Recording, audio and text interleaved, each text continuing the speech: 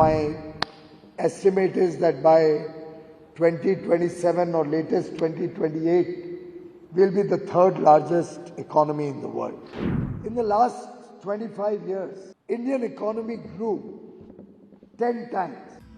Reasserting what S&P and Morgan Stanley said last year, India's Commerce and Industry Minister Piyush Goyal, while addressing the members of the Indian diaspora in France, said that India's economy will grow to be the third largest from the currently fifth largest by 27-28.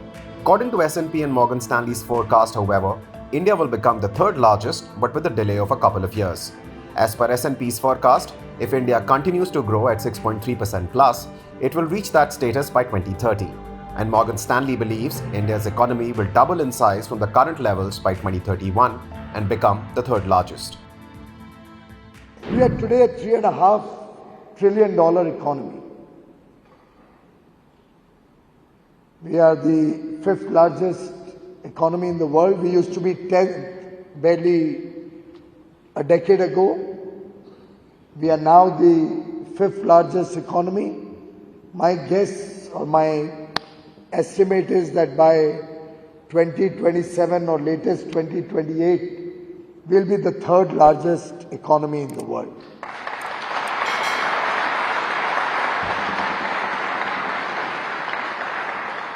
Do we rest on our laurels there?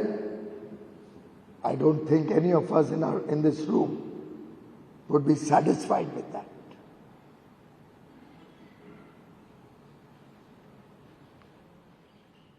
In the last 25 years, given all the problems that I've just highlighted to you, Indian economy grew 10 times. We had a 10x growth in the last 25 years to become a $3.2 trillion economy last year, roughly a $3.5 trillion economy this year. Where do we go from here? Even on a business as usual case, without all these transformative initiatives, India will be a $30 to $35 trillion economy by 2047, when we celebrate 100 years of independence. In a report published late last year, Morgan Stanley analyst Ridham Desai and Girish Achipalia had said that India has the conditions in place for an economic boom fueled by offshoring, investment in manufacturing, the energy transition, and the country's advanced digital infrastructure. Further saying that these drivers will make India the world's third largest economy in stock market before the end of the decade. S&P's projection relies on the continuation of India's trade and financial liberalization, labor market reforms, as well as investment in India's infrastructure and human capital. India will cross $750 billion in exports this year and has set an ambitious target of $2 trillion in exports by 2030.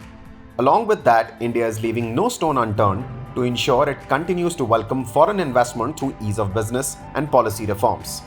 Taking note of India's approach, S&P report said that there is a clear focus by India's government to become a hub for foreign investors as well as a manufacturing powerhouse. And their main vehicle for doing so is through the production-linked incentive scheme to boost manufacturing and exports.